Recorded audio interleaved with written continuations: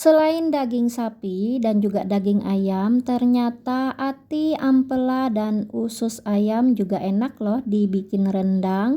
Yuk mari kita buat sama-sama. Simak videonya sampai dengan selesai. Apa aja sih bahannya dan juga bumbu-bumbunya serta bagaimana cara membuatnya? Yuk mari. Hai hai hai, Assalamualaikum warahmatullahi wabarakatuh semuanya. Jadi ini dia ya untuk bahan utama masakan kita kali ini, yaitu ati, ampela, dan juga usus ayam yang sudah dibersihkan lalu kemudian disatukan kembali. Jadi bahannya ini akan kita rebus terlebih dahulu untuk menghilangkan aroma khas yang amis atau anyir dari ati, ampela, usus ayam ini ya. Untuk merebusnya kita menggunakan daun salam, daun jeruk purut, dan juga perasan jeruk limau kunci. Nah, kalau teman-teman tidak punya jeruk limau kunci boleh diganti dengan jeruk nipis ya. Tapi penggunaan jeruk limau kunci ini nanti akan membuat ati, ampela, dan juga ususnya itu setelah direbus nanti aromanya akan menjadi wangi ya. Untuk jumlah ati, ampela, dan usus yang kita rebus ini berkisaran sekitar 15 pasang ya. Dan ini dia ati, ampela, usus yang sudah kita rebus sampai matang tadi. Lalu kemudian kita buang airnya dan kembali kita cuci sampai bersih, lalu kita tiriskan dan ini siap untuk kita masak menjadi rendang. Untuk bumbu-bumbu rendangnya di sini ada bumbu basah, lalu ada bumbu kering dan juga ada bumbu cemplung serta tentu saja ada santan ya. Untuk santannya saya gunakan santan instan yang masing-masing 65 ml, saya gunakan 3 saset. Nah, untuk bumbu basahnya di sini ada cabai merah keriting kurang lebih 100 gram. Lalu kemudian 10 siung bawang merah, boleh dilebihkan bawangnya ya. 8 siung bawang putih, 1 ruas telunjuk jahe, 2 ruas telunjuk kunyit. Lalu untuk bumbu keringnya di sini ada 2 sendok makan ketumbar halus, boleh gunakan yang butiran kalau tidak punya yang halus. 1 sendok teh lada butiran, 4 buah kemiri, 2 buah kapulaga, 1 sendok teh jinten, 4 buah ini berukuran kecil ya cengkeh, lalu kemudian setengah buah biji pala, sekitar 5 cm kayu manis, dan juga 1 buah bunga lawang.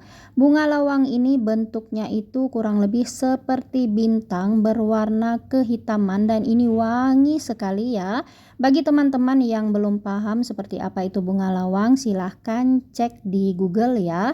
Lalu kemudian untuk bahan kering selanjutnya kita menggunakan cabai jawa. Untuk cabai jawanya ini sekitar 2 batang. Untuk cabai jawanya ini tinggal potongannya saja, sisa dari bumbu-bumbu yang sudah kita gunakan sebelumnya untuk memasak rendang ataupun gulai di resep-resep sebelumnya ya. Jadi bagi teman-teman yang kurang jelas silahkan cek di Google aja bagaimana bentuk si cabai jawa ini ya. Nah, ke semua bahan kering ini nantinya akan kita haluskan dengan menggunakan ulekan ya agar lebih gurih sehingga nanti sari-sarinya itu lebih keluar ya. Nah, untuk bumbu cemplung di sini ada daun salam, ini sekitar 5 lembar atau sesuai dengan kebutuhan ya. 2 lembar daun jeruk purut, 1 ibu jari laos yang sudah digeprek, 1 batang sereh yang berukuran besar dan sudah digeprek, 1 ibu jari gula aren atau gula jawa atau sesuaikan dengan kebutuhan masing-masing untuk jumlah gula aren atau gula jawanya, dan 1 ruas ibu jari asam jawa. Untuk asam jawanya ini teman-teman bisa ganti dengan asam kandis ya yang sebelumnya digeprek juga.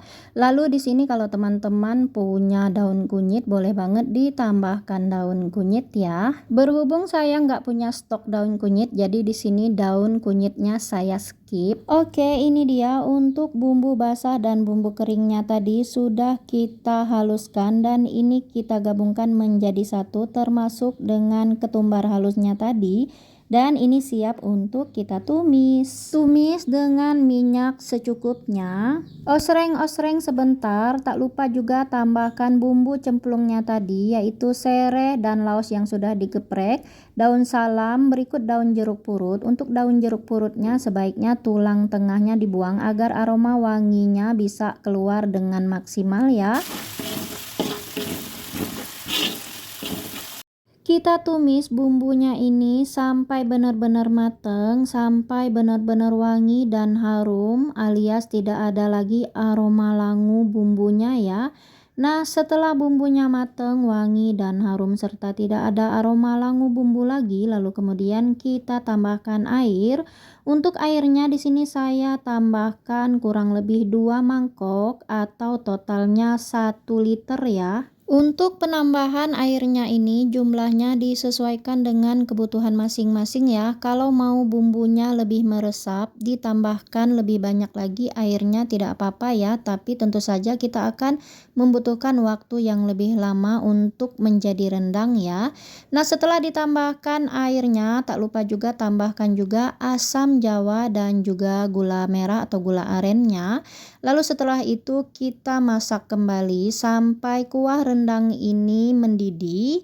Dan setelah mendidih kita aduk-aduk selama kurang lebih 1 menitan agar bumbunya itu benar-benar tanak dan benar-benar tidak ada aroma langu. Lalu setelah itu baru siap untuk kita tambahkan ati, ampela, dan usus ayamnya tadi. Setelah semua ati, ampela, dan usus ayamnya masuk, lalu kemudian kita aduk-aduk sebentar sampai tercampur merata bumbunya. Lalu kemudian langkah selanjutnya tambahkan santan. Setelah ditambahkan santannya, lalu kemudian kita aduk-aduk sebentar dan ini kita biarkan sampai menyusut, sampai benar-benar kering, sampai rendang siap untuk dikoreksi rasa dan siap untuk disajikan. Namun sementara kita menunggu rendang ini menyusut kuahnya dan mengering, ini sambil diaduk-aduk perlahan-lahan ya sesekali agar tidak gosong dan berkerak. Jangan lupa juga tambahkan kurang lebih 1 sendok makan garam. Lalu setelah kita tambahkan 1 sendok makan garam, kemudian ini kita biarkan sampai kering ya. Lalu nanti setelah kering baru kita koreksi rasa lagi. Kalau ternyata kurang asinnya bisa ditambahkan garam lagi, dan kalau rasa asinnya sudah pas, maka ini tinggal ditambahkan kaldu bubuk. Kalau mau tambahkan kaldu bubuk sebaiknya tambahkan kaldu bubuk rasa sapi ya. Karena ati, ampela, ayam ini rasanya itu cenderung mirip rasa daging sapi daripada rasa daging ayam ya.